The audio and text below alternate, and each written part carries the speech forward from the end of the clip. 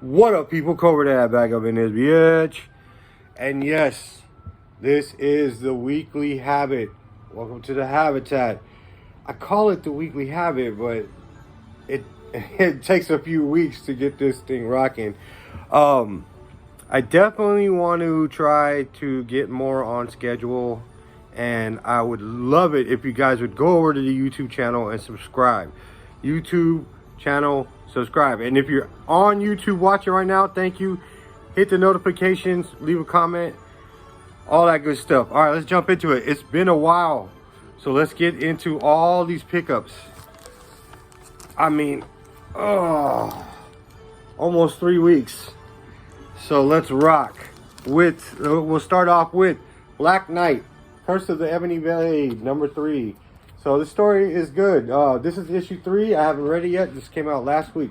So most of the books that came out last week, I haven't read. But the previous 2 weeks, I have. So obviously Thor is involved in this.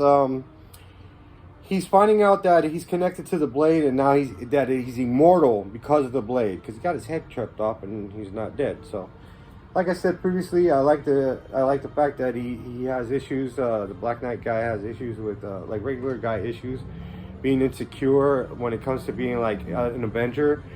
He sees Thor and Iron Man and these type of Avengers as like the starters, you know, like these stars, the guys who won the Super Bowl already, and he's trying to get there, and he's trying to get their acceptance.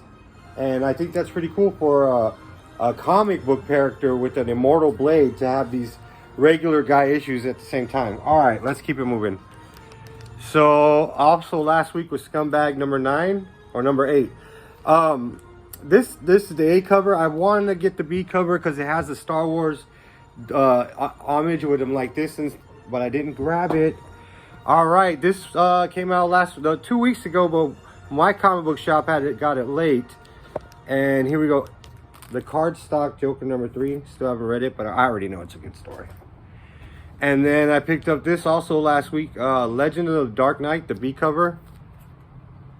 Number 1, just to give it a read.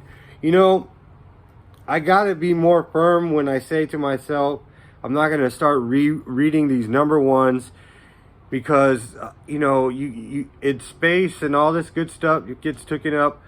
I go, yo, I'm not gonna just jump on these other books anymore. I'll wait for the trade paperback. But then you see covers like this, and you're like, oh, man, what the fuck am I supposed to do, mine? All right, let's keep it moving. So from Bad Idea, we have the one shot, Whalesville, Rocks and Minerals. I still haven't read it yet.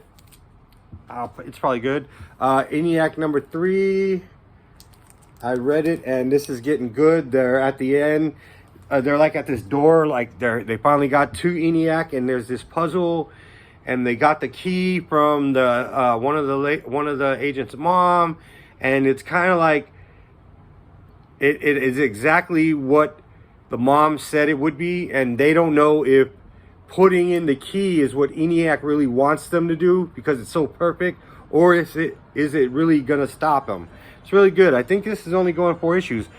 All right, so while I was in Fontana, we stopped. We were at a mall, and we tried to go to what was it, babe?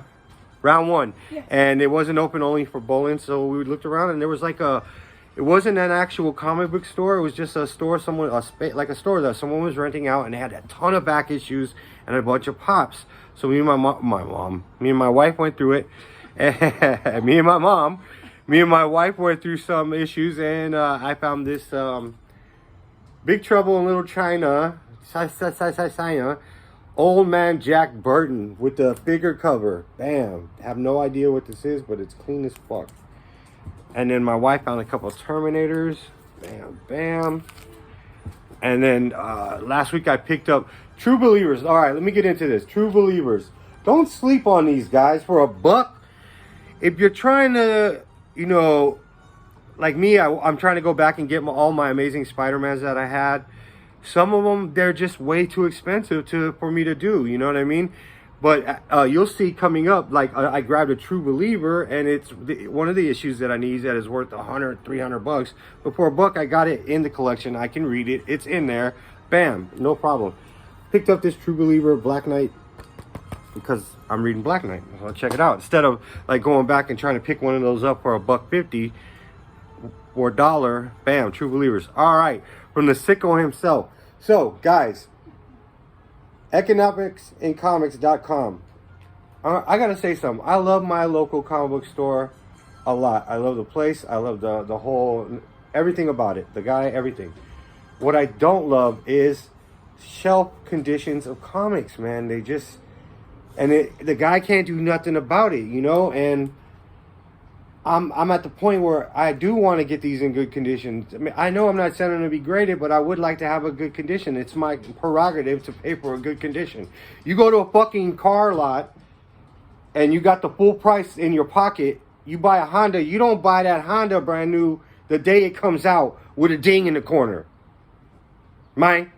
So I be fucking with economicsincomics.com. He has, it's undercover price. You're just gonna pay shipping, but there is no dings. He pre-screens and they're pretty crispy. So go check that fool out. And you can check him out on YouTube. Sickos, what up, sickos? Here's Red Room 1. Here is Spider Shadows #1. Here's the B cover. You know I'm going on for days.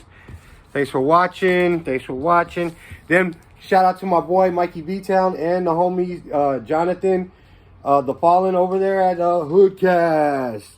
Hey, yeah, check him out on Spotify and wherever podcasts are available. I was a guest star the last Friday, and he gifted me with this Gleason cover #1. Ooh. All right, keep it moving. So, upcoming on The Habit soon, I have an interview with Crush Comics, the owner of Crush Comics in Castro Valley, California. Went great. He suggested this book. I'm gonna read it. Then I'll drop the Habit video with the interview. It's gonna be awesome, guys. Keep a lookout for it. Like I was saying, trying to get my Amazing Spider-Mans. I can't afford this, but I could with the True Believer for a Biznuck. Don't give up Biznuck. Go grab it for a Biznuck. And then last week, I think issue 2 of that Spider. Let's keep it moving. Man Bat is interesting. I kind of forgot what the story is. It's a good story. I haven't read this one. It's still a good story. Now, I said I was dropping this, but as soon as I realized at the end of the last issue, the Hutts are involved. Then you see the 1 in 25. You know what I'm talking about with the Rancor on it? I had to stay on it. High Republic. I got to give it a read. All right. Okay, issue 3, Black, White, and Blood. Gave this a read. Incredible. Yo, honestly, these are great reads. They're short stories. Like, sometimes it's like a pirate Carnage. Like, the guy is a pirate. Red Sea Carnage.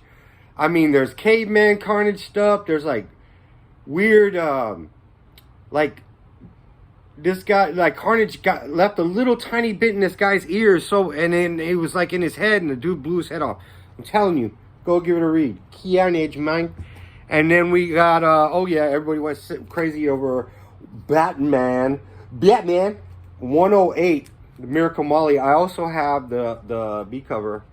Okay, so, you know, Batman goes to the the Unsanity clique that she's involved in, and I guess, Dr. Wise or whatever, people go to them and they get their memory wiped, so that way they start their life clean without any influence of what's going on nowadays, you know, or what has ever happened. So they don't even know what's sane or insane. They're unsane, man. So yeah, as story-wise, meeting her, they just kicked it. They flew around on a fucking, what is those shits? Them little joints that everybody flies? Drones. They flew around in a huge drone. And she tells them the story. They didn't fight. He kind of dips out. And now we'll see what happens in the next issue. Still a good storyline, and George Jimenez, man, the art is just, I mean, and Tinian is the writer. George Jimenez art is like, he's like right there with McFarlane as part of his favorite artists to go. All right, Jenny Zero. All right, the art at first was like, what the fuck? It's kind of like whack, you know? But it grows on you, and the story's all right. At first, when you hear the preview, you're like, this sounds kind of, you know, like the same kind of shit. But it's not that bad. It has its own flavor. Seriously, give it a check out. Or, like I say, you can go wait for the trade paperback. You feel me? And then, last but not least, comic book wise, we have issue 5, Heart of the Dragon, Iron Fist. So, we have, I mean, it's getting down to all the dragons are pretty much dead. I forget the chick's name from Wakanda. She kills a dragon to absorb its power because she does. You know, everybody's like, "What the hell are you doing?" But she did it to actually preserve the power so that the bad guy wouldn't get it. I mean, it's a really good read. I mean, give it a try, or you know, you pick up the trade paperback, which I should have probably did. But anyway, all right. So there's my comic book pickups. Yo, on some real shit, go check out Hoodcast, man. AF as fuck. So as far as I like to do a little bit of toy pickups at the end. I know this video is getting long. I appreciate everyone who's actually rocking all the way to the end. You know what I'm saying? So as far as pickups as toys, I had a bundle I bought and I sold most of them, and I'm like, yeah, you know, I made my money back and a little bit of money, so you know, do I gotta make some more money, or can I throw these, you know, right into the stash? Yeah, we throwing these in the stash. Check it out. Oh yeah, boy. That Robin and that Batman from fucking 2000. Spectrum of the Bat. This probably came out when Batman the Animated Series turned into Batman and Robin. So I'm assuming that's what these figures are from. Yeah, I kept these. You know, they're clean. And then also at the Pulga, I picked up. I had to talk her down from 35. I got up for 25. In my opinion, that's, you know, I'm buying McFarlane's for about 20 plus with the motherfucking tax. So I said, fuck it, you know. I caught me that Lord of the Ring. All we've been eating for 2 weeks is maggoty bread. Why can't we have some meat? Yeah. So yeah, I'm a fan of Lord of the Rings and the Hobbits. I used to have a huge Hobbit collection, but I don't anymore. So why not grab this? Make yourself feel better about it. And that's it, man. Shout out to everybody who's watching. Yo, check out all my videos. Like them, subscribe to the YouTube channel like I said. You know, when I get down to the end of the video, it's like you get the spotlight put on you and I can't fucking figure out what to say. I want to say all this other shit, but I can't figure it out. So I'm just out. Bye.